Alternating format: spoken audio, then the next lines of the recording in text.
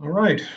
Good evening and welcome to the Ironworkers International Virtual Workshop, defending the workers' rights to a fair election. With only 20 days left until the election, the ironworkers and citizens across the country are already voting by mail or early voting locations, or planning to show up on election day. At the same time, we're seeing many challenges to folks' rights to vote, from practical challenges brought up by safety concerns with the coronavirus and human caused problems. Attacks on the rights to votes that we're seeing across the country, from unfriendly state governments to the Trump campaign for president. So we're gathered tonight to break it down for folks. We're going to hear from IPAL staff, who will talk about the situation on the ground, what folks need to be aware of when they're going out to vote, and what our union is doing to defend us. We'll hear from labor educator about the historical background, how we got here, and how our fight as a union is tied into the fight for fair elections. And we'll also hear from General President Eric Dean with the unifying message for the election. First off, let's talk about the situation on the ground. And for that, we have Ironworkers Legislative Representative, Michelle Frisk. Michelle, how are you doing today? I'm good. How are you doing, Ross? Good evening. Doing all right. Thank you for joining us. So first off, can you give us a little bit of an idea of what's happening on the ground? What's the voting situation right now in the States? So as you know, we're only about 19 or 20 days out from the election, and we have most states are already in early voting. Most states that do all mail-in balloting, which is 5 of them, have already dropped their ballots.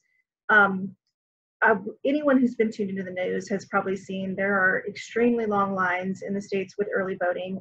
People, of course, are being safe and having physical distancing when they're waiting in the lines, but we've seen states where we're having issues like Georgia, where there's a 10-hour wait to vote. In Texas, where the governor has allowed only 1 ballot drop location per county. These are challenges that have really come up, and we're having to deal with just on the ground immediately as they're happening. In those last few days. So where we're at right now is we have 5 states in the country that are all mail-in voting. And so ballots are going out and people are getting them. It's important when you're in an all mail-in state, which is Oregon, Washington, Colorado, Hawaii, and Utah. When you get your ballot, please fill it out and send it back right away. If you have the option to drop it at a ballot location, a ballot drop box, an official one, please do so. We have had some issues in California where unofficial ballot drops have popped up across the state. And it's really important to make sure that you're checking with your county election officials that you're dropping your ballots in official ballot drop boxes. And then we have 4 states that have gone to automatic ballots. So if you're registered to vote, the state is automatically sending you a ballot. And like I said, we have early voting in 35 states, and most all of them have already begun. So really the most important thing is to know your local laws, know where your voting locations are and or your ballot drop box locations, the official ones. And if you're going to mail it, please mail it back as soon as possible. I recommend at least 14 days just to ensure that your vote is getting counted. Now, you did mention some states where voters are dealing with extremely long lines, and there are challenges from the state governments to folks' right to vote. This is nothing new, of course. We deal with this every election cycle as unfriendly governments try to disenfranchise voters, but it's perhaps more severe and more dangerous this time around, since there are more folks trying to vote early or vote by mail due to coronavirus. Where are these attacks coming from? Who typically backs these attacks?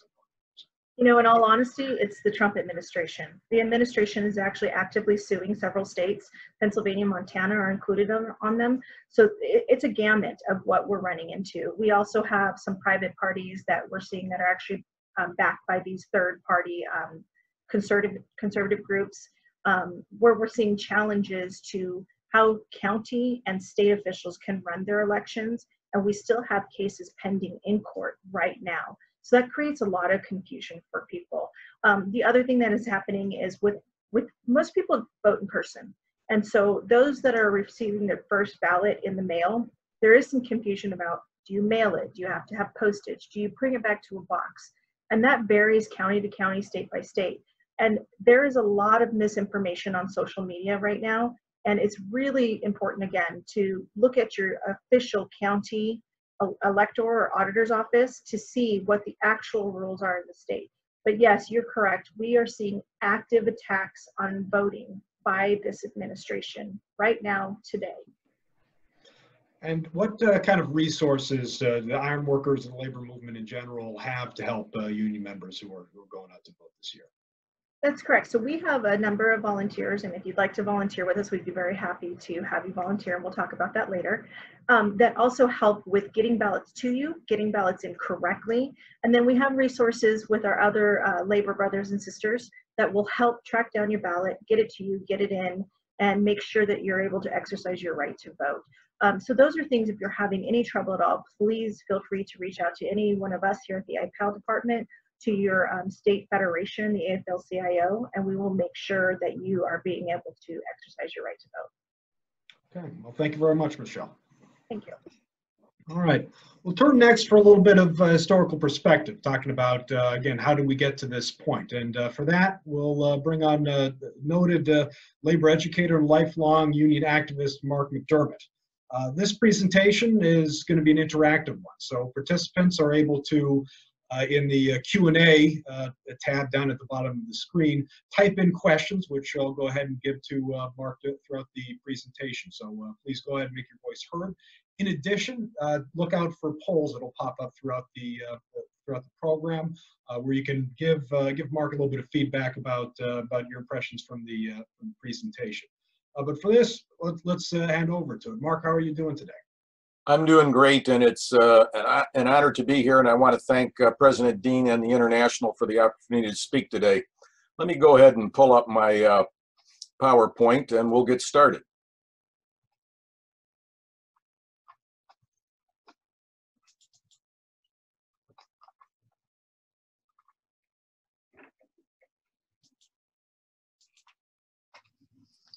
Okay, so we're going to talk about stealing the elections today and workers fighting across the country for fair elections. And this is a long and ugly history.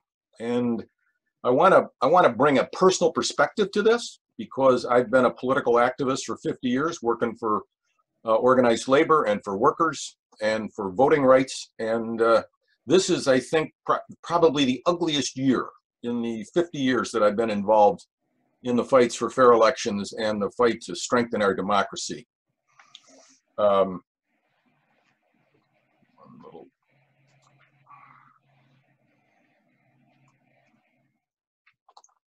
me here. Let me describe what it's like living in Washington State, where I am, to give you a perspective on what all-male voting looks like, compared to what so many of you across the country are dealing with right now. We've had all-male voting in Washington State since 2012, so this is our 5th major statewide elections. Every household is mailed a voter's pamphlet that is put out by the state of Washington. In this case, this year, it is 88 pages long, and it has spaces for every candidate who is running for office. Gets either a page or a half a page to present his or her views about who they are. You can get it in Spanish. There's opportunities to also get it translated in various forms into Chinese and Vietnamese as well, which are languages a number of people in our state speak. We get this voter's pamphlet 5 weeks before the election, so we can start reading and studying. It gives us the locations of the websites for all of the candidates, so we can find them easily. We get our ballots in 3 weeks. I think they're being dropped today, or may have been dropped yesterday. It should be arriving today or tomorrow at our homes. We have 3 weeks to vote. We don't have to put a stamp on the envelope. It's prepaid. There are 54 locations in the county that you can drop it if you don't want to put it in the mail, but you want to actually put it in a ballot box. There are 54 in our county for about 2 million people. And keep that in mind when I start talking about Harris, Texas, or Harris County, Texas, a little bit later on. We have no voter fraud of any significance in our state. Anybody who tells you that is either misinformed or they are lying. And so when you hear people say that you can't have all mail voting because it is riddled with fraud, our state, as along with our sister state next door, Oregon, we've been doing this for years. And the idea that there are people out across the country, our sisters and brothers, who are waiting 6, 8, 10 hours to vote, broken machines, no ballots, changing the locations for the polling places, people who live in Washington state, including me, look with horror on what is going on in the rest of the country and say, are we living in the same country? Are we living in the same democracy where people are fighting tooth and nail for just the right to vote? This is just profoundly wrong. And from our perspective, it doesn't need to be this way. And we're a state, along with the 4 others that Michelle talked about, that are living proof that you can have a fraud-free, all mail-in voting, and nobody's waiting in line for 6 hours, including people with children or people with disabilities, or it's raining or it's cold or whatever. We make it easy to vote here, and we have high turnout. So I want to start with the principle that every citizen should be able to vote without risk or hardship. It should be a foundation of what our democracy is all about. And really this workshop today is about how can you and I and your union and our allies across the country fight forward to defend this year. So let me introduce you to one of the great evil geniuses of American history. His name is Paul Weyrich. He's a co-founder of the Heritage Foundation, which received monies from the Koch brothers and other billionaires, right-wing billionaires over the years who are profoundly undemocratic. And look at what he says. I don't want everybody to vote. Our leverage in the elections quite candidly goes up as the voting populace goes down. This is the exact opposite of what our democracy is supposed to be. We want to encourage everybody to register. We should make it easy to register. We want to encourage them to get informed about the candidates, then go out and vote, and then hold those candidates who are elected accountable in the period of time until the next election. And if they don't do their job, then vote them out of office and send them to the unemployment lines. But not have a strategy of make it more difficult to vote or discourage people from voting, either by convincing them that it doesn't make any difference because all the politicians are lying scumbags anyway, or because you're just literally making it more difficult. Well, with the pandemic coming on, by late March, the national polling showed that 2/3 of the American people were fearful about going to a polling place. Now, again, in our state, we have no problem with this because we have no polling places. So our voting rights are not threatened in Washington state by the pandemic in any meaningful way. And this is a picture of the lines in Milwaukee, where people are clearly worried about contracting the coronavirus. So let me stress some issues that I believe should not be partisan issues in our country. And if they are, anybody who makes these partisan issues, I'd say, are profoundly undemocratic and un-American. We should be making it easier to register to vote. We should make it easier to vote. We should be trying to expand the electorate so that everybody feels like they are part of the community that comes together every 2 or 4 years to decide who should lead us forward at the national, state, and local level. We should try and limit the influence of big money in elections. The idea that billionaires can spend $250 million of their own money to influence the elections distorts the idea that this should be one person, one vote. But I would say on election day, we're all equal because each of us get one vote, whether we got $5 in our pocket or 500 million. And then again, to stress again, ensure easy and equal voting access for everybody. And it should be safe. You shouldn't be worrying about getting the coronavirus. So what are we going to cover today? And I want to just stress from Jump Street, what can we do through November 3rd? Well, clearly get involved in the Iron Workers program to turn people out. But let's look at the long history of fighting against voter suppression. And then when we make progress, the racist enemies counterattack to try and weaken our rights to vote, make it more difficult. The national fight that's currently underway across the country and has been for a number of years. And then fighting forward to protect our right to vote. And again, coming up with what can you do between now and November 3rd? And if you're on the sidelines, I say get off the sidelines, get on the playing field, and volunteer and help in any way that you can. So let's look at this history of voter suppression. George Santayana was an American philosopher who said in the 1930s, "Those who cannot learn from history are doomed to repeat it. Those who do not remember their past are condemned to repeat their mistakes." Well, if we don't know our history, that means we're likely to make mistakes and repeat it.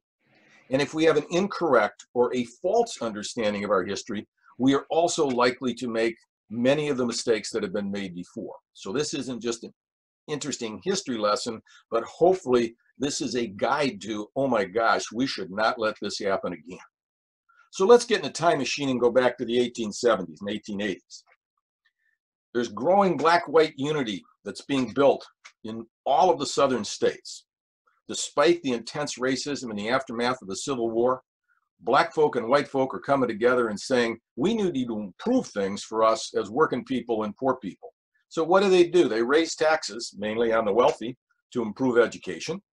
They begin passing a few laws to give workers some rights, because basically they have none in the South. They have very few at the national level. They're trying to put some limits on the power of corporations and the wealthy in their states. And what is particularly encouraging is over a quarter of white voters are voting in these black majority coalitions. So white folk are running for office and blacks and whites are voting for them. White folk are running, blacks and whites are voting for them. It is building democracy. And the wealthy and the powerful in the southern states said, we need to smash this, and smash this we will. And so the voter suppression movement really gets started with a vengeance in Mississippi. This is a direct quote. "We wrested our state government from Negro supremacy." What does that mean? That means that white folk and black folk were voting together to elect both black folks and white folks to the state legislature and to the governor's office and to Congress. That's Negro supremacy, that black folk actually have some say and white folks actually want to listen to them and actually perhaps want them as their leaders. So using violence and terror, lynchings all over the place and murders that were never prosecuted. Criminal justice system did nothing to protect these folks who were victims. Voter participation in Mississippi drops from 70% in 1876 to less than 10% by 1920. Democracy basically ended in Mississippi. If you define democracy as the idea that the majority of the adults, who at least in theory should be eligible to vote, do not have a way to vote because they've been disenfranchised. And the Supreme Court says it's okay, US Supreme Court says it's okay, because they've taken the right to vote away from just about all the blacks and a lot of poor whites. So hey, we're not discriminating against anybody. We're just taking the right to vote away from the vast majority of the population in Mississippi and in other southern states. Well, between 1880 and 1912, the percentage of African Americans who were voting drops from 61 to 2%. So democracy is being destroyed there. And these right-wing racist politicians who were being elected are not only bigots and justifying the oppression and exploitation of African Americans in their states, but they're also viciously anti-union. And so they are part of the solid bloc that is empowering Congress to make sure that working people don't have any rights, including the rights to form unions or unemployment insurance or other basic worker rights that we enjoy today. So in 1896, the first American election that's basically bought by corporate money, McKinley, who's the Wall Street guy, he's the Republican, he outspends Bryan, the champion of the little guys, 11 to 1. If he'd outspent him 2 to 1, Bryan probably would have won. But Wall Street made sure that they were going to put their guy in the White House. And in the worst depression in American history to date, the pro-corporate guy wins. And the beatdown of working people across the country continues. But our ancestors didn't give up, and they said, we've got to fight back. We've got to come together and try and strengthen our democracy. So in 1907, in response to basically buying the election in 1896, Congress passed the Tillman Act, which is the first time that Congress puts major limitations on the ability of corporate money to be used in national elections. We've got to get the money, the big money, out of politics. First step forward. And 6 years later, we managed to pass 2 constitutional amendments. One that provides for the direct election of senators, which they were not done prior to that. They were elected by the legislatures. And then they passed an income tax which only applied to the richest 2% of Americans. And the idea that we'll have some of this money come down to working people and the poor people to help us, particularly when times are tough during depressions and recessions. So we're fighting forward even as we're being pushed back in the South around voting rights for blacks and for poor whites. And women and their allies are also building a mass movement because they're demanding the right to vote. They've been waging this fight for decades. And this is a march in 1913. They are attacked so violently that the US Army has to be brought out to protect them. A number of them are sent to the hospital. But they had courage and they didn't give up and said, by God, we're going to win the right to vote. I would point out that the women's movement and their allies who were fighting for these voting rights also had challenges with racism because they were telling their black sisters, why don't you either march in the back of the march so you won't be so visible, or maybe don't march with us at all because we don't want to alienate some voters who don't like African Americans. But they eventually won in 1920, an historic victory. So let's fast forward in a time machine. We'll go to 1964. These three young men were murdered in Philadelphia, Mississippi. This is, part of what was called Mississippi Summer. They were going down to Mississippi to try and register people to vote. They had that right to vote under the US Constitution, but under state law, virtually no African Americans, as I showed you, were voting. One of them African American, two of them Jewish. They're murdered with the aid of police who were collaborating with Ku Klux Klan members to kill them and then bury them in an earthen dam. I'm 14 years old when this happens, and I remember this, and I was just shocked. Andrew Goodman, James Chaney, Michael Schwerner. Why don't we take 10 minutes of silence to just remember these young heroes who gave their lives for the right to vote.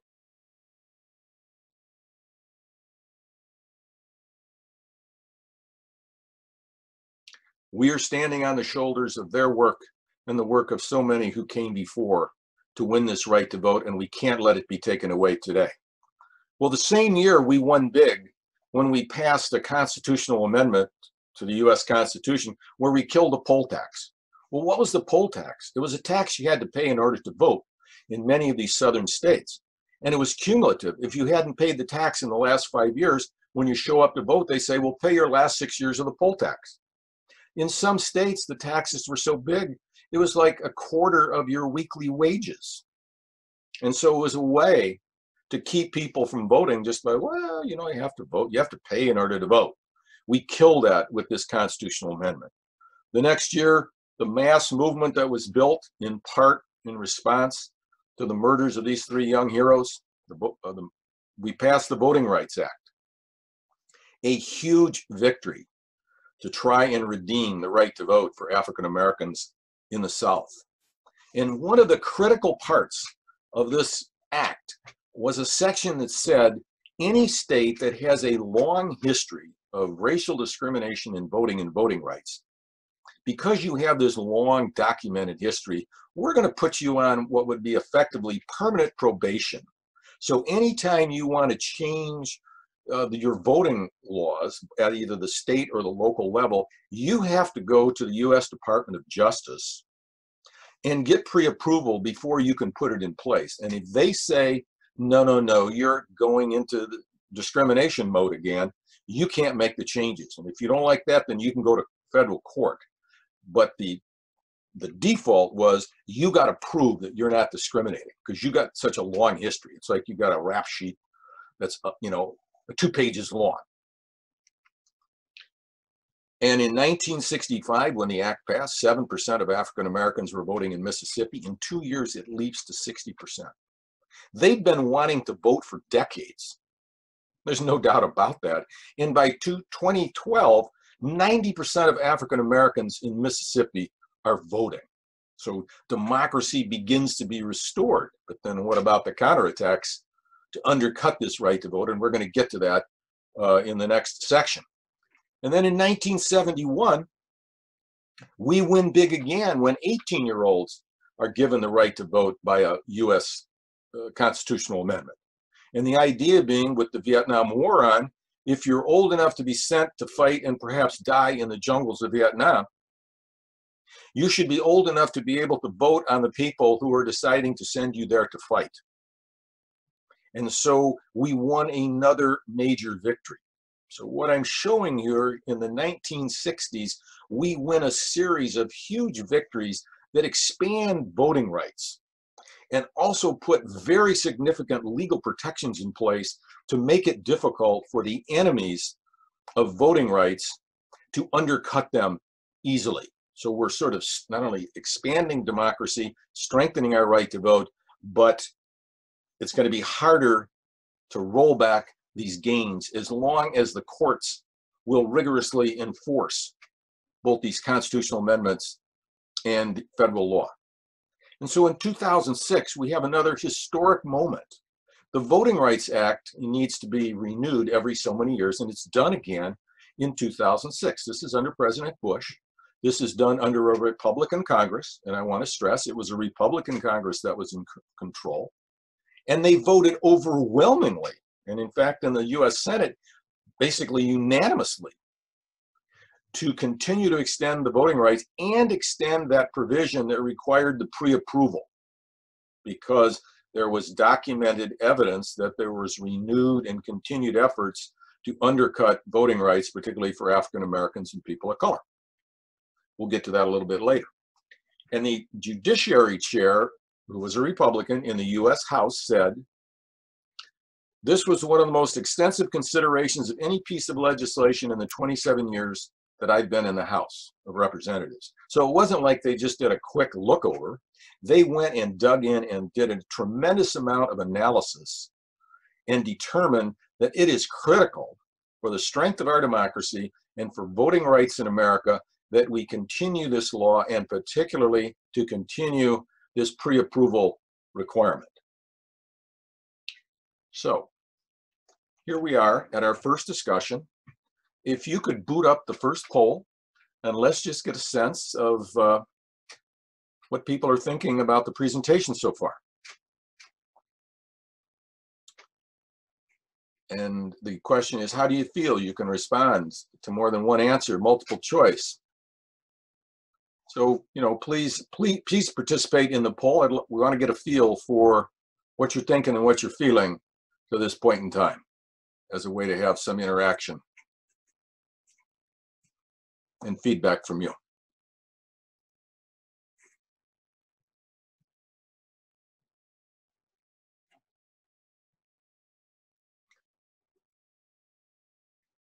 Why don't you go ahead and close the poll, and let's see what folks are feeling who are attending.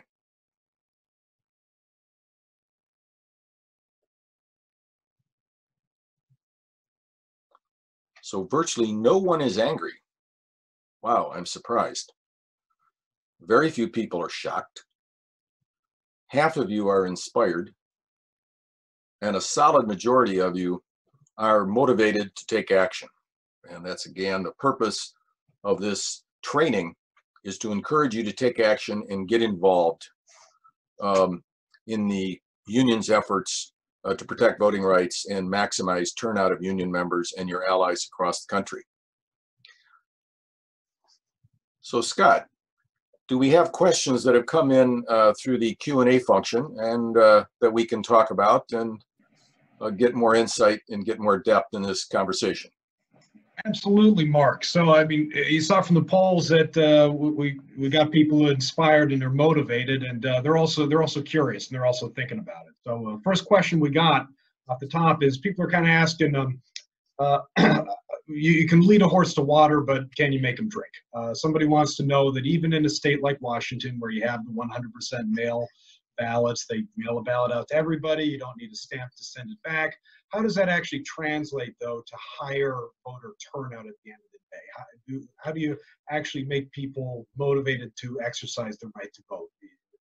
Well, one, you know, the data shows that voting participation in Washington State and in Oregon are very high. They're not the highest in the country. I think we're among the top 10 or 12. So the evidence shows that there's heavy voting that takes place election after election in our two states. But it also, you know, it's the work that we have to do on the ground, sometimes one by one, individual by individual, and basically say to people, if you don't vote, you have no say-so in the people who are going to be elected, who are going to make decisions that are going to affect your life as a union member, your union, your industry, and your family and your community. And if you want to sit by and not participate, these people will make the decisions whether you like them or not, and you have no influence over those politicians or elected officials, and you should. It's your choice. It's one thing to be victimized, but you don't have to be a victim. I hear some people say, well, you know, my vote doesn't matter. It's not important. And then I say, well, if your vote doesn't matter, how come there's so much energy being spent across the country trying to make sure that it's difficult for people like you to vote? The people who are trying to take your right to vote away, they clearly think it's important to do that. So I would say if my enemy's trying to steal something from me, what they're trying to steal from me must be somewhat valuable. It'd be kind of a logical conclusion to draw.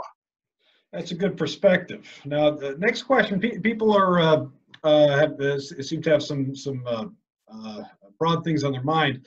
We have one person asked if you can talk about what's happening in the meat packing plants. I know that you've done some work with UFCW, who represents meat packers. Can you talk about what's going on right now there, Mark?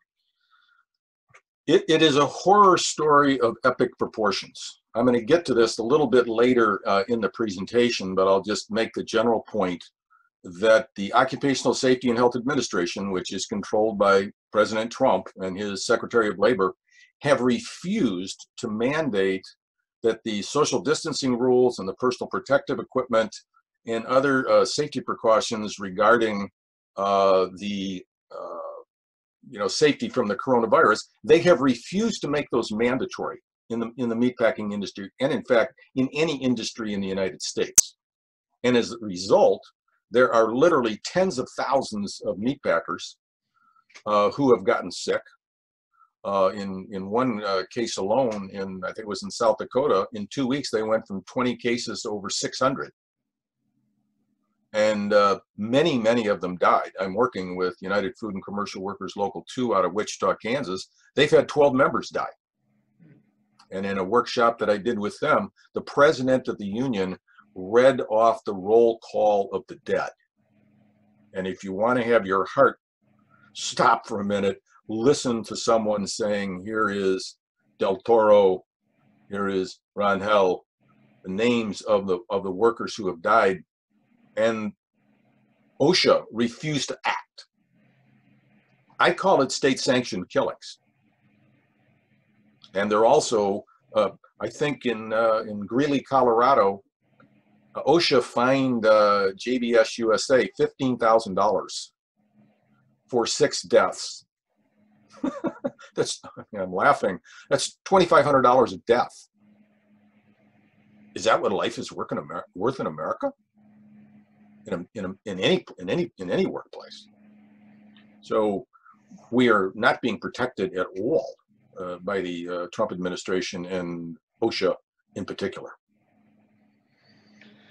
Very sobering, and I do know I can say that that is something that's on the radar of the Biden policy team, is looking at safety on the meat packing lines, making sure that the people who make sure that our food is safe are protected as a change. Right. If we were to get a new White House in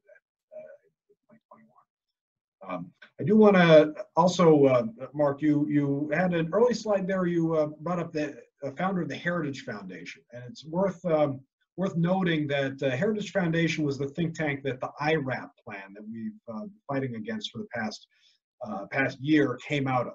And in fact, the Trump administration approved the first IRAP plan last month. So it's very much a live issue, one that we're continuing to fight against, and one we need to roll back. Can you talk a little bit about Heritage Foundation or organizations like that, how they operate and what their goal is?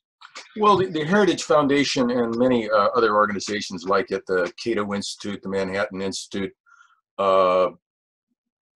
they were created, many of them were created in the 1970s when corporate America basically began to organize all-out warfare against working people and against organized labor, and said, we need to build these think tanks that are going to be pushing ideas and pushing public policy changes that are going to be good for corporate America and bad for unions and bad for working people. And part of their attacks was attacking democracy itself, making it more difficult to vote. And another piece of that is basically stacking the courts, including the Supreme Court, with anti-union, anti-democracy, anti-voting rights Supreme Court justices. And so that the courts are increasingly a place that is being used to attack our rights as workers, our rights as union members, and our rights as people who vote in our democratic country, you know, in our democracy itself. So it is it's part of a larger web of extremely well-funded organizations, from billionaires and multimillionaires, to undermine democracy, both in the ballot box and in government, but also in the workplace, where unions obviously are the foundation of democracy itself at work. And last question I'll ask you during this break, but you mentioned overturning the poll tax. It's worth noting that Florida voters 2 years ago approved a constitutional amendment to give ex-felons in their state the right to vote, affecting millions of people. The state legislature went after the fact and passed a law requiring every former felon to pay off every fee, every fine, basically have pay quite a bit of taxes effectively in order to cast their vote. So it does seem like there are some backdoor ways that voting rights opponents still use to get a poll tax across the line. What are some other? Can you speak a little bit to that situation and Yes, tell us if yes. there are other ways around these? In 1868, Florida passed a law that said felons could never vote again, and it was in place for 150 years. And by 2018, there was 1.4 million Floridians who could never vote. Just many of them people of color, but still the majority of them white. And so the people organized a pro-democracy movement, if you will.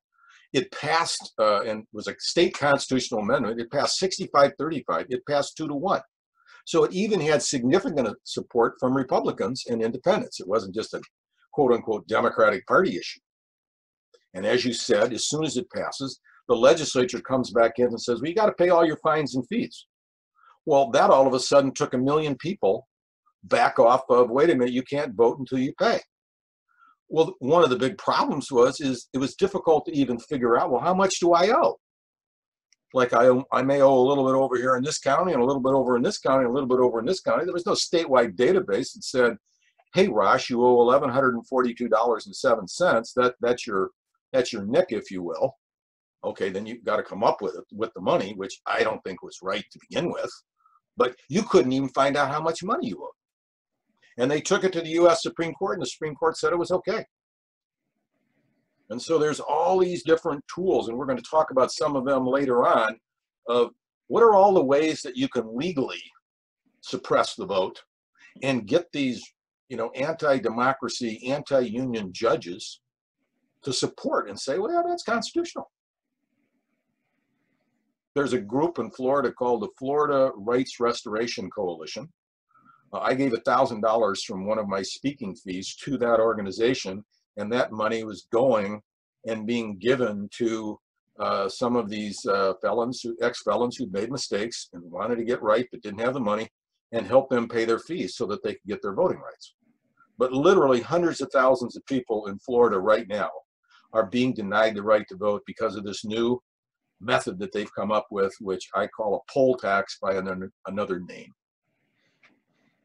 So, well, thank you, Mark, and we'll hand it back to you for the presentation. I'll say to the audience, and we haven't gotten to your question yet, there are going to be more question breaks, and if you haven't asked one yet, don't forget you can do that in the Q&A tab at the bottom of the screen, not the chat tab, but the Q&A tab. Okay. So, whenever we make progress, the racist enemies of voting rights counterattack, and I'm going to document this very, very carefully. Everything in this workshop is very well documented. So in 1975, some of the leading corporate CEOs and their allies in the United States created what was called the Trilateral Commission. And they were worried about the crisis of democracy. And what they meant by that is there's too much democracy going on, and there's too many movements that are rising up, and they're putting limitations on our power. Labor, environmental organizations, women's groups, community, organizations of people of color saying you can't discriminate against us in employment, etc.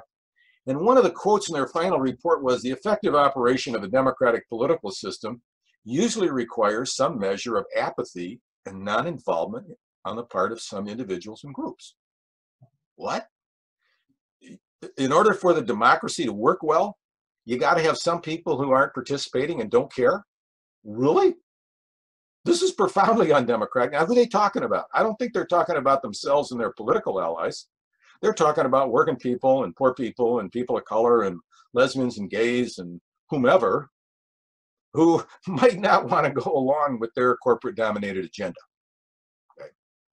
But just think about the attitude and then the amount of money that they have to push through organizations like the Heritage Foundations and other organizations to fight to suppress voting rights. And so this pre-approval requirement that I talked about, between 1982 and 2006, a 25-year period, the Department of Justice blocked over 700 proposed voting changes. 700. That's 14 per state. If every state was doing it at the same rate, that meant that every other year, every state in the country put up a proposed voting rights change that the Department of Justice blocked. Now, I can assure you that a lot of them were coming from a much smaller number of states that were at it year after year, effort after effort. And what did the Republican Congress find when they were reauthorizing the Voting Rights Act that I talked about a little earlier? They found that a majority of these proposed changes were calculated decisions to keep minority voters from fully participating in the political process. This is the Republican-controlled Congress of 14 years ago who are acknowledging that there is systematic and relentless racist attacks to try and take away the right to vote from people of color, and I would argue by extension, working people and poor people. And it was well known and well understood. But then the Supreme Court, which is increasingly anti-union and anti-democratic, and I would argue racist, in 2010, they issue the Citizens United decision, which basically says, hey, you can spend as much money as you want. And the Koch brothers, who helped found organizations like the Heritage Foundation, they spent $400 million in 2012 and $900 million in 2016. I can assure you they're not doing this because they can't think of anything else to do with their money. Because they know it's critical to try and make sure that our government is of, by, and for corporate power and not of, by, and for working people. And part of that has to do with making it more difficult to vote and voter suppression. So in 2013, the Supreme Court steps in and says, we're going to kill this pre-approval requirement that I've been talking about. And why do they say they can do that? Well, because we haven't had a lot of really blatant racist discrimination in voting laws. Well, yeah, that's because you had the cops on the beat and they were busting these states right and left every time they tried to make one of these racist moves to limit voting. And because we've done such a good job, we're going to take the cops off the beat, and no longer do the cops have the authority to effectively enforce this. So you look at this map, all these dark colored states were the states where the entire state was under this requirement because of their long history of voter suppression, including Texas and Georgia. We'll get to them later, Virginia. And then the lighter colored states, the red ones, some counties, and in Michigan, some townships. So now the door is wide open for a resurgence of voter suppression that is being allowed because the Supreme Court says, well, you know, hey, I guess it's constitutional and it's game on again, and let's go back to the late 19th century and let's take a look. So by 2016, these states, if you remember what those states looked like that were under the mandatory oversight, they start closing polling places all over the place, including Texas, 400 of them. Arizona, over 200. So they're going to make it more difficult to vote because there's less places to vote. just one of the many methods that can be used. And so with the Supreme Court basically getting out of the way, they make it easier for more and more states to come up with new rules to make it more difficult to vote. The light-colored states, they do this by 2012, and by 2016, it's the dark-colored states. And if you see those states again, they look exactly like the ones that are closing more polling places, as well as they used to be under the direct oversight and supervision of the Department of Justice because of their long history of voter suppression, particularly from a racial perspective. So what are these anti-democracy restrictions? Well, they claim there's widespread voter fraud, but they never produce any meaningful evidence that in fact it exists. They just make that up. So they say we got to have really tough voter ID laws. You got to really prove who you are, because who knows, you could be somebody from anywhere. They make it more difficult to register and to stay registered. You know, they have big voter purges, and I know they do this particularly in Georgia. They make it more difficult to vote earlier by absentee. They make it more difficult for ex-felons to regain the right to vote. We just talked about that in Florida. It's not the only state. And every one of these holds down the vote, weakens our democracy, and follows directly after what Paul Weyrich said in 1980 about my side is going to do better if less people are voting. A very conscious strategy that has been being carried out for 4 decades. I'm not making this up. I guess you could say this is a conspiracy, but people actually thought it up and they've been systematically implementing. And so let's go to Wisconsin earlier in the year. The governor says, you shouldn't have to make a choice between your right to vote and not contracting the coronavirus. And so they say we should make it easier for all mail voting in Wisconsin. And we'll put in places and learn from states like Washington and Oregon and Utah, a very conservative Republican state. We'll learn how to do it so it's still safe and make sure that it's fair. And the Republicans in the courts repeatedly blocked their efforts to do so. Okay? These are facts on the ground. And so the choice is, do you want the virus or do you want to vote? Or do you want to run the risk? And so in April, when they had their primary, Milwaukee, which is the largest concentration of African Americans and minorities in the state of Wisconsin, they went from 180 polling places to 5. Now, just that alone makes it more difficult to vote because you've got to go farther to find a place to vote. And if you don't own a car or you're not near public transportation, it's just going to make it harder for you to vote. And if you're disabled or you have young kids, you know, you've got to go 4 miles to find a place to vote, and you don't have a car and you got 3 kids, you may not vote just because it's too tough. And here you can see people standing in these long lines. They appear to be socially distancing, but the lines were blocks and blocks long. And the same fight was going on in Georgia. And here is the Speaker of the House, David Robbins, who is a Republican. They're opposing giving all registered voters absentee ballots. And we already heard Michelle talking about, you know, waiting 6, 8, 10 hours to vote in Georgia. And they say, we're not going to allow this. And look what he says. If we allow everybody to get an absentee ballot, this will be extremely devastating to Republicans and conservatives in Georgia. This will certainly drive up turnout. Okay. That means if more people vote and they're going to vote against you, then maybe you need to listen to the voters and say, maybe we need to change what we stand for and what we've been doing and what we're going to do in response to the fact that the voting public doesn't like what we're doing. But no, their response is, no, we're going to make it more difficult to vote, and you can run the risk of getting the coronavirus. And we may be starting to see the second big national surge of the pandemic. And people literally may be risking their health and their lives and that of their families to vote because they wouldn't allow it.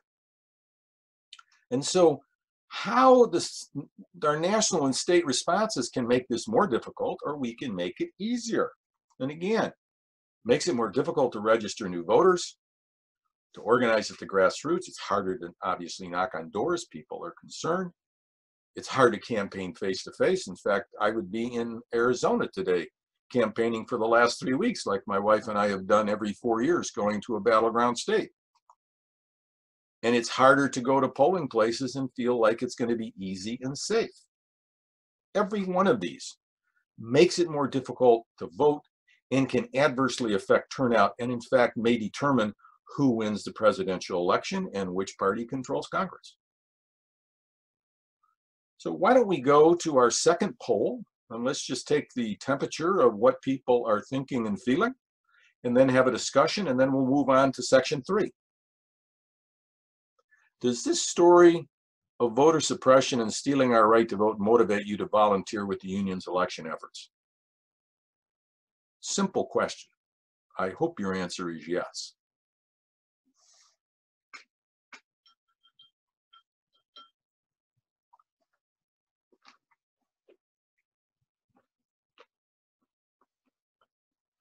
Why don't we go ahead and close the poll?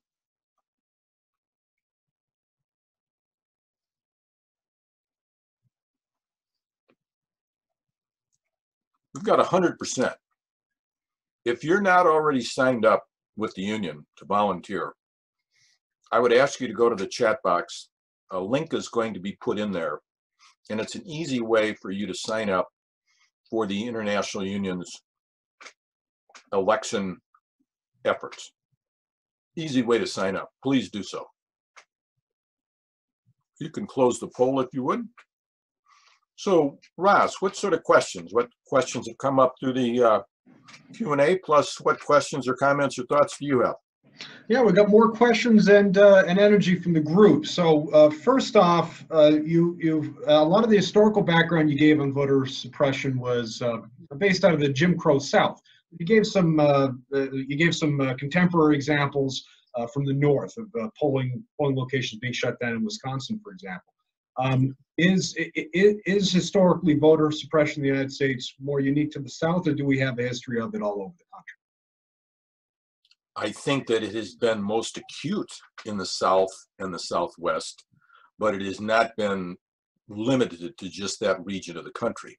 But I think there has been, with a stronger labor movement and a stronger, shall we say, pro-democracy movement in the North and the Midwest and the West, it's been harder to pull off voter suppression because there's more resistance and more organized activity to make it difficult to carry out. All right, and then there's also the question. There's quite a bit of we can frankly say misinformation floating around out there about the need for voter ID laws and the prevalence of voter fraud and all the rest of that. Can you that's something where even if you're informed on the facts, you have to deal with a lot of questions about it, perhaps. Can you talk a little bit about exactly how real a problem voter fraud is, and what's the situation with it? Well, first of all, there are no credible national studies that show any evidence of significant voter fraud anywhere in the United States. That's a fact on the ground. And so when people say, I'm worried about voter fraud, okay, well then why don't you show us some evidence of where this has been a significant problem? And people can't do it. In North Carolina, which is one of the real battleground states around voter suppression, as the court cases work through the federal courts, the Circuit Court of Appeals down there ruled and said that the state of North Carolina failed to show one example of voter fraud, in-person voter fraud, in the state of North Carolina. This is when they're in front of federal judges and the judges are asking them, show me your evidence because you're making it more difficult to vote with stricter voter ID laws. Show us your evidence that would cause us to be concerned. They couldn't show one example. Well, really? But if you just get up and keep saying there's voter fraud, and in Washington state, you can register to vote online. But there is no evidence in our state, and we have 3 million people voting each election. There's no evidence of widespread voter fraud. What are we talking about? You can register in Washington state up to 7 o'clock on the day of the election, and the polls close on 8, and you can vote at 7:10. And we don't have widespread voter fraud. No one has ever shown any evidence in our state. So it's like, okay, if you believe in the tooth fairy, and you just claim the tooth fairy exists, that's okay, but I like to live in a fact-based reality. And if I was going to debate somebody about the significance of voter fraud, I'll show you all these studies to show that there's no evidence. You show me the studies that show there's significant voter fraud. I mean, otherwise, how do you have a conversation where there's no evidence presented for one side's argument? Concrete evidence. Now, a question that we have from the group, iron workers work long hours, of course. The question is, what should we do? What should you do if the wait time is hours upon hours and you still have to get to work that day? What would be your practical advice? Boy, that's a tough one. I mean, obviously in states where you have mail voting, vote by mail, obviously if you have states where you can vote and drop your ballot off on a Saturday or a Sunday, go drop them off on Saturday or Sunday.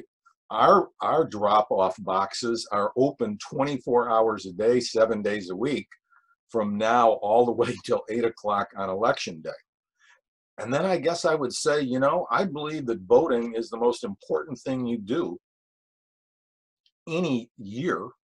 And if you got to take a day off from work to go vote, I say take a day off and go vote. Because you're going to live with the consequences of who gets elected. And I would say, do not give up your sacred right to vote. Easy for me to say I'm retired, okay? But I say, it is that important. Anti-union judges, anti-union Congress, anti-union OSHA, you're going to live with the impacts of that every day you go to work. Is it worth it one day's pay to go make sure that the right people are in office? I sure say so. I would say yes. Well, I think I would add to that then it always pays to plan ahead, and especially if you're in a situation where you're talking to a younger iron worker, a new member, somebody who's just voting for the first time, making sure that if there is an early vote option, they consider taking it or consider a mail-in vote, or if they do have to vote on the day of, that they plan carefully when they're going to arrive so they don't get trapped in the line. That's as important as ever, and that's handy advice for anything in life. Why don't we move on, because I want to keep us on schedule and make sure that we have time for President Dean and you to talk about what the strategy is for iron workers to get involved, if we might. Take it away. So there's a fight to expand voting rights. So last year, the U.S. House passed H.R. 1. It was the first piece of legislation they passed. What did it do? Automatic voter registration, make it easier to register. Promotes early voting and same-day registration so you can register on election day like we can in Washington State. End partisan redistricting, where they draw these districts called gerrymandering that puts people together that don't belong in the same district. They live so far apart. The practice of purging voter rolls, where they just say, we didn't vote in the last 2 elections, so we're going to kick you out.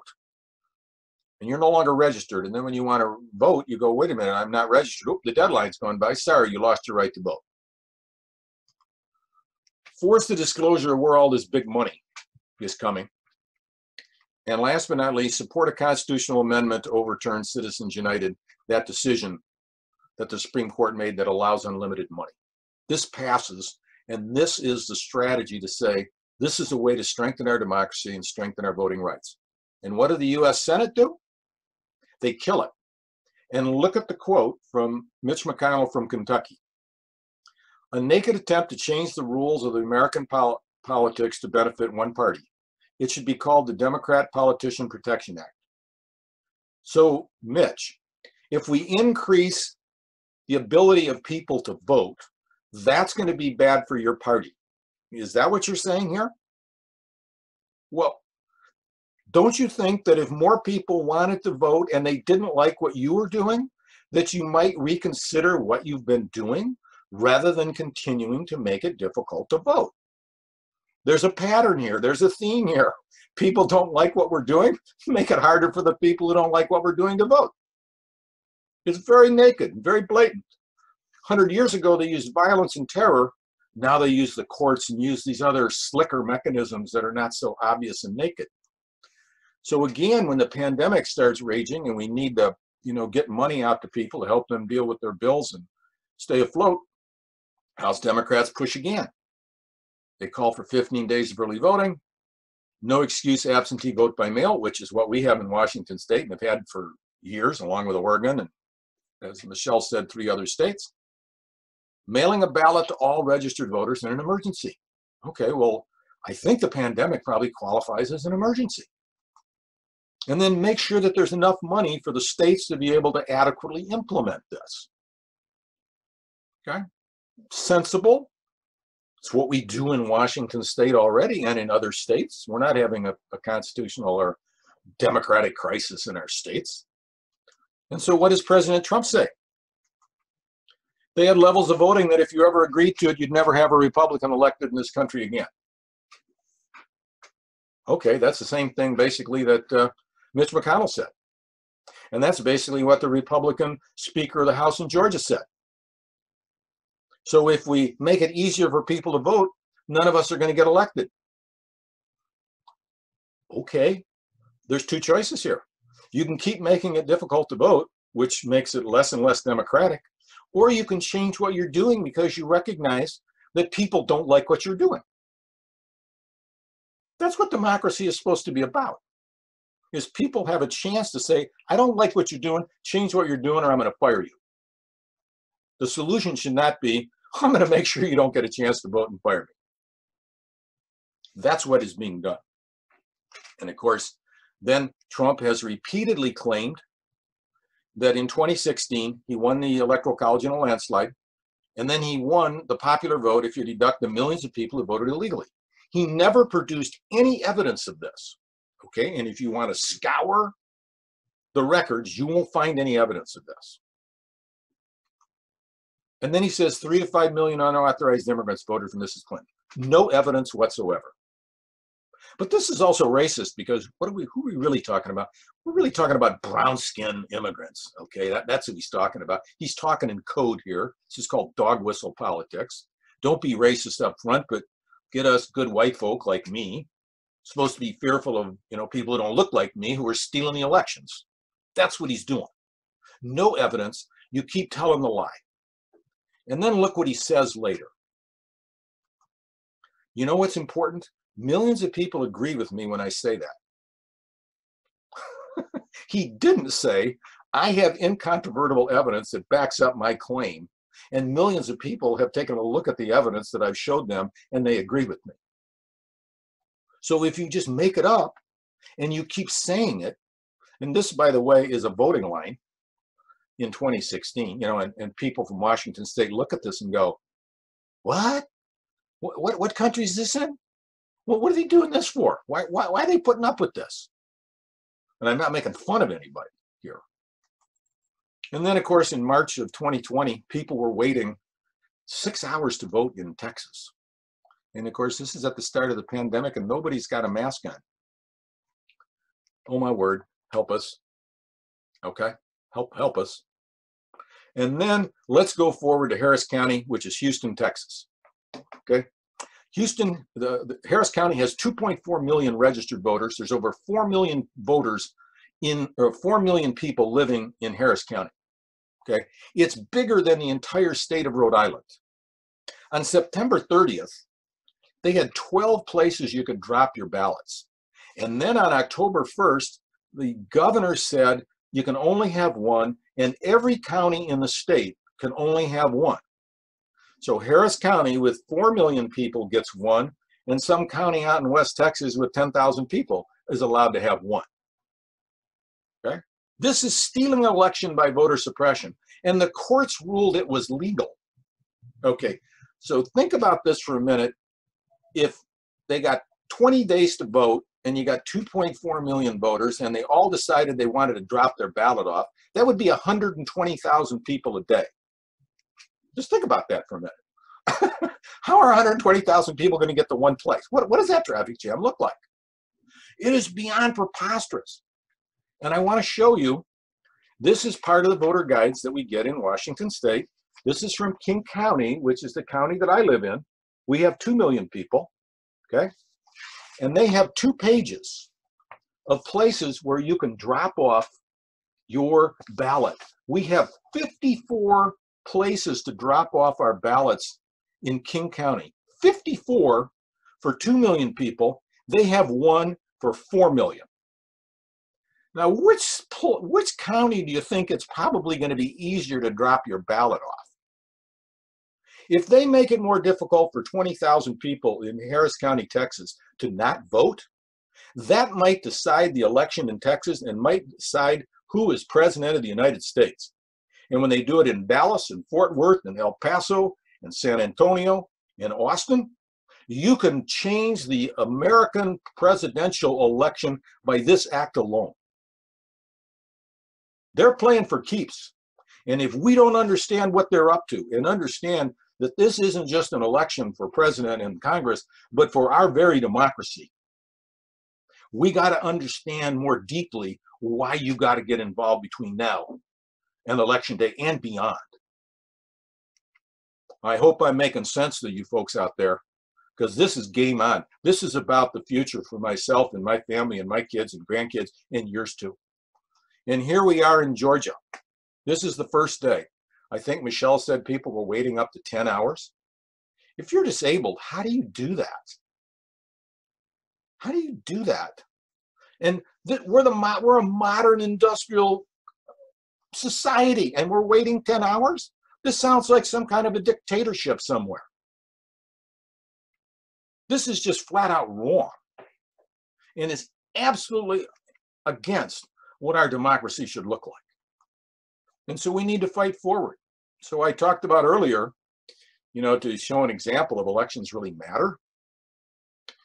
When hundreds of workers are dying from COVID that they got at work because they can't force their employer to give them the kind of personal protective equipment they've got, because it's not a legal requirement, it's only a voluntary guideline. Workers die. And you are iron workers. You know about death and dying and serious injury on the job. And OSHA should be in the vanguard saying, by God, we're going to force every employer in the country to make sure that you're safe when you're at work, so the likelihood of contracting the virus goes way down. That's the foundation of who the Iron Workers Union is. And I applaud you for that. I got a lot of friends who are iron workers, and you're up there 40 stories. You want to make sure you come home. The old slogan, I came to work here, I didn't come here to die. Well, you can die from the virus just like you can die from falling off a building if you don't have fall protection. It's just a different way of dying. One's quick and one's slow. And of course, across the country, there's been this long fight, and it's still going on about, is there adequate personal protective equipment? Elections actually matter. I got friends of mine, whose parents are meat packers. And we managed to get one of them out of a plant in Eastern Washington and probably saved his life. This isn't a game. This isn't a joking matter. They got rights just like I do, just like you do. And so then by April, the question is being asked. Basically, 2/3 of the American people said everybody should have a right to vote absentee, whether they're sick or absent or not. This is the American people speaking. And Trump and the Republican controls U.S. Senate, and many Republican governors, let's be honest about what their political label is. They are actively blocking efforts to make it easy for people to vote. It's a war against our democracy itself. My belief is in Washington State, we have fair elections, and by God, I hope my team wins. But if we lose, at least we know we got beaten a fair fight. Not somebody stole it. Because if somebody can steal the election that I'm involved in, then I'm not really living in a democracy. That's the label we apply, but it's not real. And so let's give it up to our sisters and brothers in Virginia who won some huge victories. And these are examples of how we can win at the state level. They pushed through major legislation earlier this year, expanded early voting for any reason, okay, sort of moving toward that universal mail-in. They repealed this very strict voter ID law. Again, where's the proof that there's a problem of voter fraud? A permanent absentee list, which is basically what we have in Washington State, since we're, quote unquote, all absentee, if you will. Same-day registration, so on election day you can register. May make election day a holiday for public employees to make it easier to vote. We need to be thinking about this in terms of the question you asked about you're an iron worker and you're working long hours. Well, you can't vote. Well, oh my gosh, you got to choose between feeding your family and having a say-so in your democracy. And then automatic voter registration when you renew your licenses at the Department of Motor Vehicles. They want all of this. And so then there's a huge fight over the post office. The post office is the most popular office, the popular federal agency in the United States, and has been for years. And Trump says it's a laughingstock. Well, that's not what the American people think. So in early August, when the fight is on about if we have all this mail voting, is the post office going to be able to do their job? And Trump is quoted as saying they need that money in order to have the post office work so it can take all these millions and millions of ballots.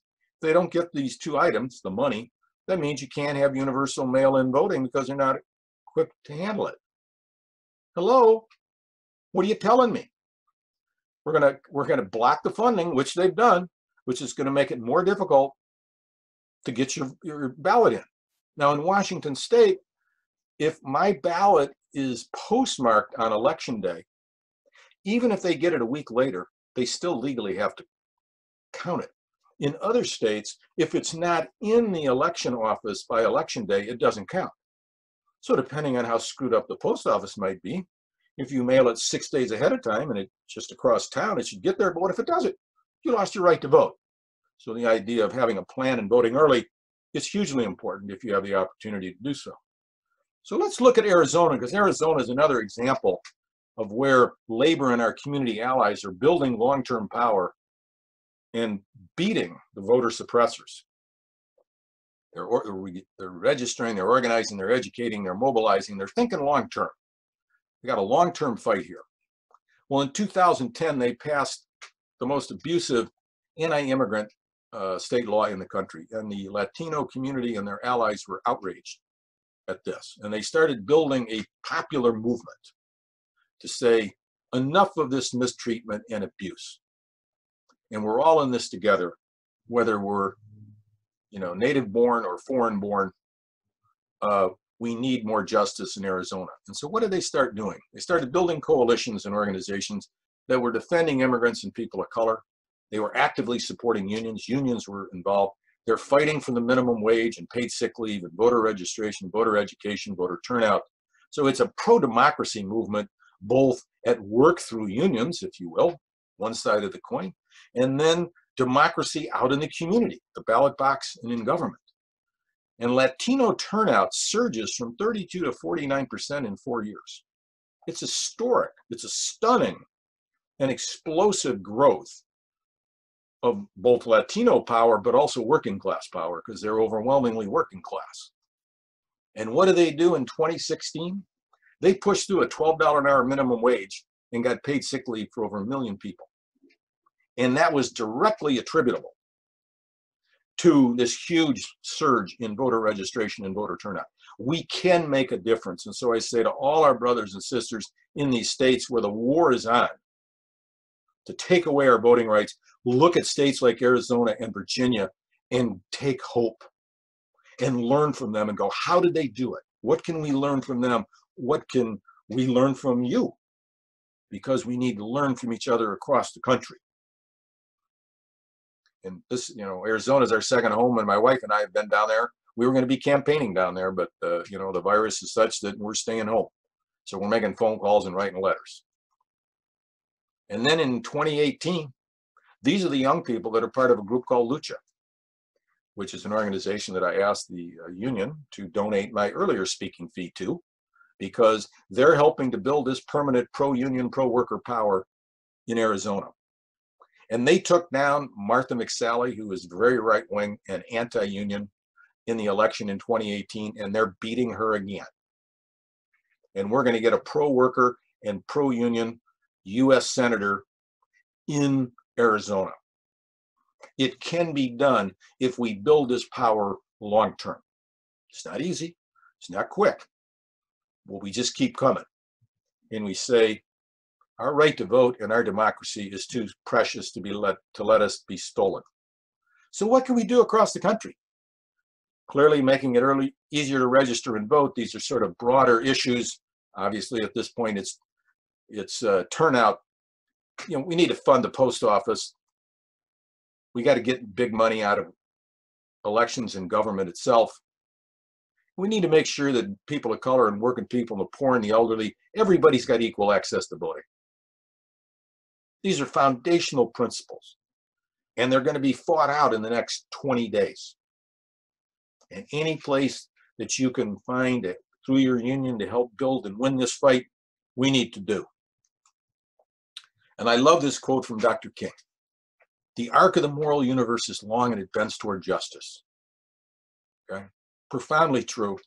But I say, and I humbly add along with many others, but only if we the people bend it.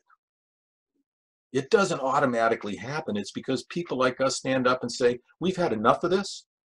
We're going to take our democracy back. We're going to take our government back. We're going to take our country back. So it's government of, by, and for the people. Not of, by, and for the wealthy and the powerful. And President Obama, said it doesn't bend on its own. We got work to do. So could we do the polls? Could you bring the polls up, if you would, please? We'll have a short discussion and then turn it over to President Dean. So was this webinar useful and informative? And then the second question, are you willing to volunteer with your local and with your union to help elect pro-labor candidates in the November general elections? Very simple questions.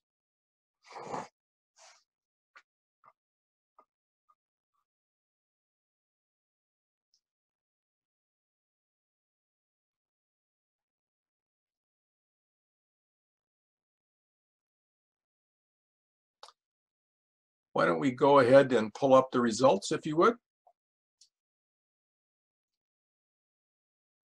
We got 100% on both counts. Oh, we got 95% on the second one. Are you willing to volunteer? Okay. Please go to the chat box and sign up if you're not already signed up.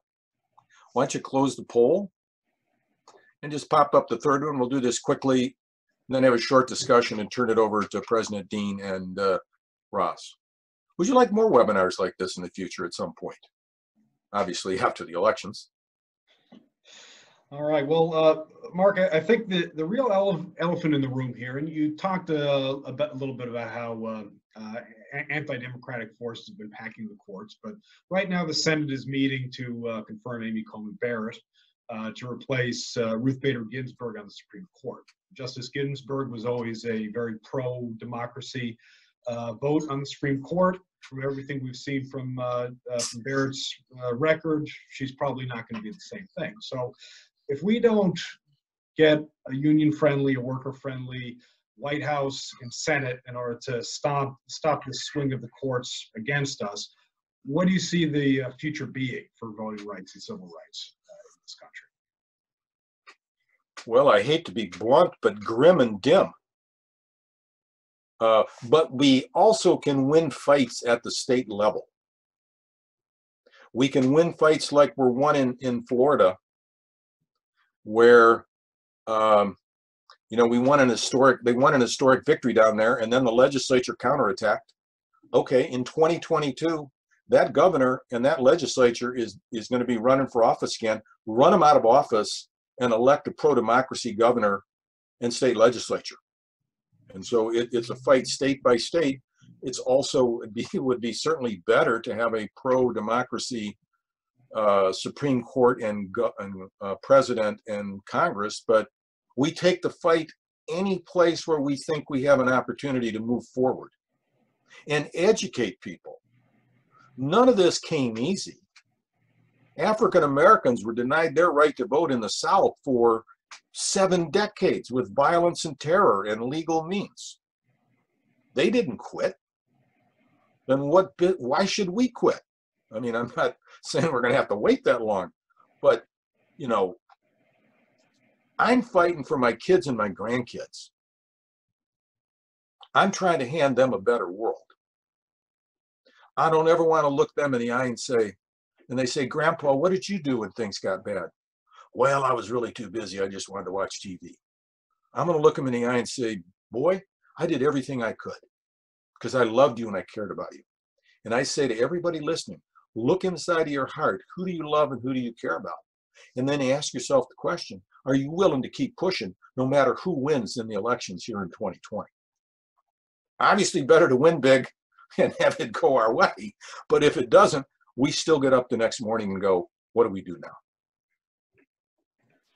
Mark, the last question I'll throw to you then is, you can see from the polls, from the questions, we had a very enthusiastic audience. People have asked about this presentation, whether they can have it, and the answer is yes, it's being recorded, and we can share it with folks who want to be able to view it again or share it. But a question also is yourself. If folks would like you to come talk to their local, talk to the apprenticeship classes, maybe with a group of different unions, can they reach out to our department and get you in touch with them? Absolutely. And let me just skip forward 2 slides. I would ask anybody who's interested about that, do a screen share, or do a screenshot here. I'll go anywhere in the United States. I mean, it used to be I did it in person, but I'll do webinars and trainings virtually. I do trainings right now for the iron workers in Washington, Oregon, Idaho, in Utah for their apprentice programs. Been doing it for years. I'm willing to do it. Whatever makes sense, however I can help the Iron Workers Union, I'm going to do it. That's my commitment to you. I admire your union and I admire your leadership and respect you greatly. And let me hand it off to President Dean and to you, Ross, and I've done my part. Thank you very much for the opportunity to be here today. We're going to win big in November. And we're going to win big for democracy, for workers, and for unions, and for America. Thank you very, very much for the opportunity to be here today. Thank you very much, Mark. Always a pleasure to have you, brother. All right, and so turning next, we're joined by General President Eric Dean. Eric, how are you doing tonight? I'm doing well, Ross. All right, well, thank you for joining us. So we're, as we've just seen over the last hour, we're up against a major fight, a tremendous one that we're going to have to be united as a union in order to meet. But the first question I have for you is, realistically, there may be many members who say, okay, these voting rights are important, but there's civil rights organizations. There's other folks who can worry about this. The union should only concern itself just with workplace issues. What would you say to that if you put that by that? If you're a student of history and a student of recent history, you'd look at the 99% movement and you can figure out that 1% of the corporate interests in this country own a majority of the wealth. They make the decisions and they tilt the table in their field. If we can get working people from labor unions, from the building trades, and from the rest of organized labor, whether they're AFL members or not, and then raise the bar for workers everywhere, whether they're in a labor union or not, it simply allows us to amplify our voice to elected officials from the local union. And, whether you vote in your local union, whether you vote in a municipal election, library boards, schools, the people who spend our tax dollars need to hear from us, the workers, what the issues are, rather than moneyed interest or the corporate interest. So for me, as you know, Ross, I chair the immigration committee with the AFL-CIO. We have to use our voice, a bigger voice. We may punch above our weight class, but what we need to do is speak for the people who can't speak for themselves so that they don't get taken advantage of, manipulated by the corporate interests, and they stand a fair chance at life just to get food on the table and the working people's issues of this world, regardless of the union status. Okay. Well, the next question I'd have for you, this is, many folks already know who they intend to vote for, many folks in our union already have, but there is still a good chunk of folks who haven't made up their minds or aren't sure if they're going to vote at all. I guess my question would be, what would be your message to them about why this particular election is important to be involved in? So the General Executive Board, the General President, Secretary, and Treasurer, we work with you to establish a federal election strategy. And it's working on both sides of the aisle, asking the people who pull the levers of government to make strategic decisions on behalf not only of our union, but for the benefit of society. When Donald Trump got elected, we respected the outcome of the election, and we're willing to work with the federal government and the folks who are most keenly in our interest, the Department of Labor, the Department of Energy, the Department of Transportation, to an extent the Department of Interior. And the current administration has failed us from across the board. I'm looking at my list. I wrote a list down, and I don't want to read my whole thing, but the National Labor Relations Board has been stacked with people who side against workers and for companies every step of the way. The Department of Labor, we started with a favorable relationship. They replaced the Secretary of Labor and put a lifelong person who's advocated on and for corporate interests. You've seen executive orders. You've seen trade policies that really don't help workers. The Department of Transportation has talked and talked and talked. They've had 3 transportation weeks. The president talked about a transportation infrastructure bill. Instead, they focused on immigration and repealing the Affordable Care Act. The Department of Energy. We have get a lot of work through the Department of Energy. They have done nothing to help rank and file trade unionists. They've rolled back that. Populism works, and the president seized on that against our members. He talked about repeal, and he's focused most of his efforts. What does he do? They flatter us and tell us our apprenticeship program is the gold standard of the industry, and then they promote a program to say, let's just let corporations and companies run the apprenticeship program. If that's not offensive enough to a building trades member, I don't know what is. There's been zero COVID guidance to protect construction workers in this issue. We've asked OSHA, give us a little navigational direction so that we could tell our employers what we want, so we could tell owners what we want. We've gotten zero. We've gotten zero in pension reform. We've asked, the multi-employer pension is on the verge of collapse. Not necessarily ironworker pensions, but the Central States Pension Fund and others. We've asked for legislation. We've gotten nothing out of Congress, but it takes the president's administration to advocate that he wants to do something so that they don't put people on the burden of the federal taxpayer, because that's what's going to happen if those pensions fail. During the COVID crisis, we've asked for COBRA extensions. Many of our members, we're running at 80% employment now. We're back up to 80%. We cannot get any assistance for health and welfare COBRA extensions for our out-of-work members. We've gotten zero on the unemployment extension. They one day tell you they're tearing up the agreement, then they tell you they want a bigger one. I can tell you, for me, our 80% of our members are working. I fight for them, and I fight for those 20%.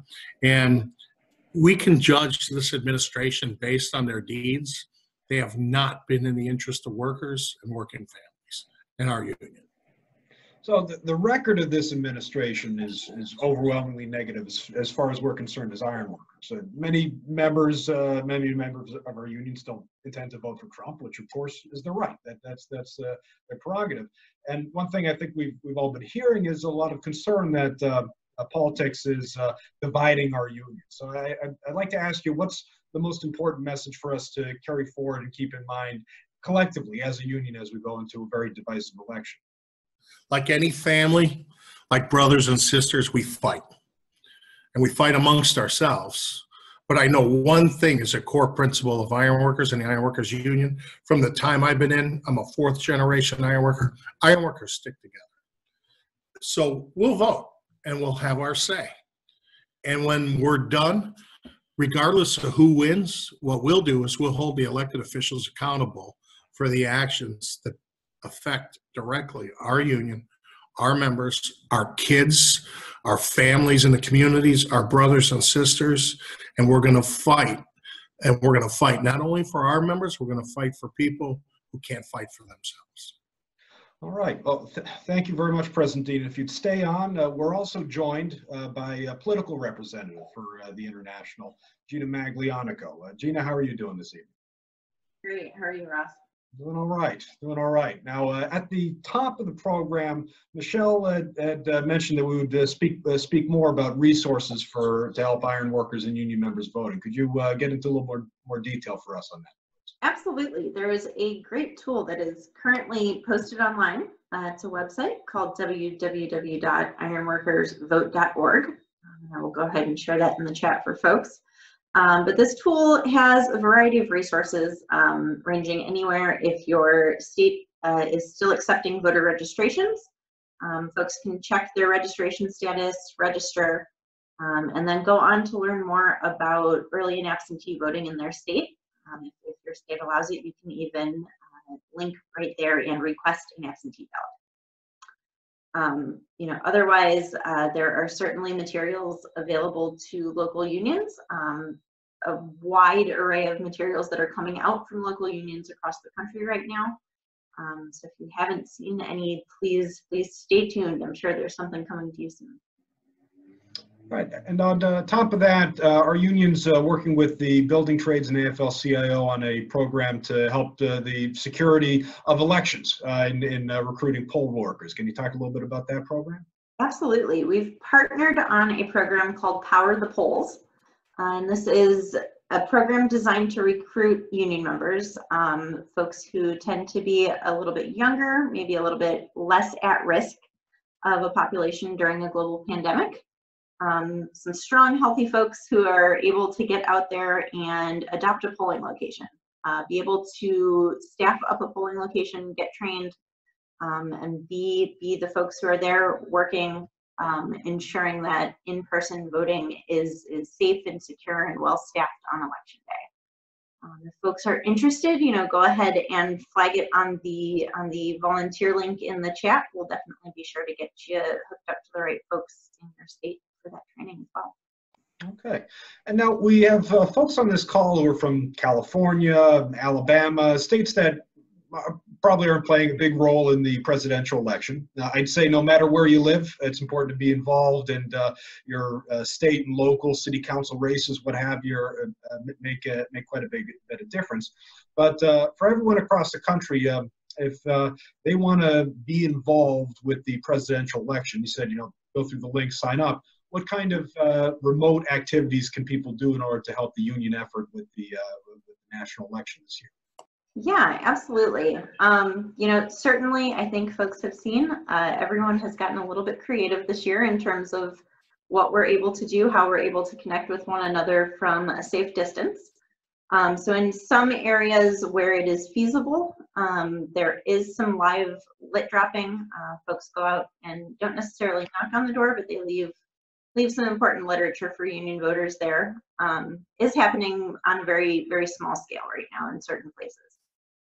The majority of the type of voter activity or member contact activity that we're asking for help with is going to rely on some type of phone banking. It's a pretty neat system. We can get you set up from your computer at home. It'll feel like you're out at a field office, out at the union hall making phone calls. So there is virtual phone banking from a distance. In some cases, we are able to set folks up to send text messages through a secure system as well, to text fellow union members about important deadlines and resources coming up. And in some places, there's also certain state AFL-CIOs are offering, it's a type of, they're calling it like a virtual field office, but it allows us to have some interactive conversations that feel a little bit more organic, feel like you're, sitting around the lunch shack having a conversation versus sitting in front of a computer at home. But there's certainly a variety of options, a little something for everybody, depending what your level of comfort is in reaching out to fellow union members about the election. All right, so we got the tools and know-how for anybody, anywhere to participate this year in the presidential. So. Yes, and don't be nervous if it's your first time logging onto these systems. Everyone is offering a variety of trainings. Make sure folks feel comfortable and ready to go when they get logged on. All right. I'd say the final question of the evening, I'm going to put you guys both on the spot. So we talked earlier about how it's important to plan how you're going to vote, make sure that you have an opportunity to do do it early if possible. My wife and I both dropped our ballots in the mail a week ago. Want to ask both of you guys, where and how do you plan to vote this election?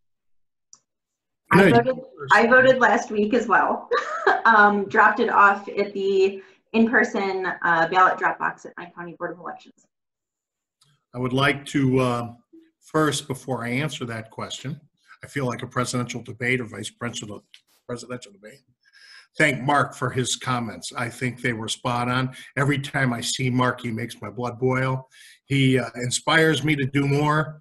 And I just want to let you know, I put down, we'll make a generous contribution to Luca in spite of your request for speaker's fees, because it's important that we get the word out every area we can. But it's always good to see you, and I thank you for your time. I thank Ross and his staff for putting this on. And Ross, I'm going to tell you the old tired line that I tell everybody, I was born and raised in Chicago. I was taught we vote early and we vote often. So I am going to vote on October 28th. I'm flying home on Wednesday. I'm going to get off the plane, and I got a relative picking my wife and I up, and we're going to go straight to the polling place. We are going to put a mask on and bring a rubber glove. And I have no lack of trust of the U.S. mail. In Illinois, they allow a generous 3-week early voting period, and then I'm going to work from there, work my butt off to work on different things. We've got a fair tax proposal in Illinois. I'm going to work the phones. We got a Supreme Court justice election that's in the ballot. There are things that I could tell you about voting that I'd like to inspire you, but I can just tell you our union should encourage everyone to vote.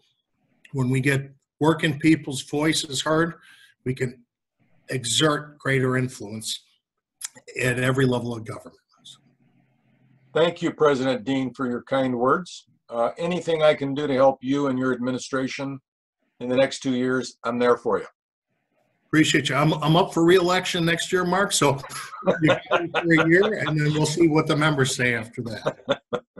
Okay, but thank you very much for the opportunity to be here. All right. Well, thank you, President Dean, Michelle, Gina, Mark, and thank you for the whole audience, everybody who called in and gave us your time this evening. We got a lot of work left to do in the last 20 days, but we got the team to do it, and I got a good feeling about this. If we keep our nose to the grindstone, we're going to make some real positive change on November 3rd. Wish everybody good evening. Hope you all stay safe. Stay safe out there. Thanks to all the attendees, all the ironworker leaders. I saw your name on the list, all the staff members, and all the rank and file members. Appreciate all of you hanging in there. The numbers hung in there. So thank you, Ross.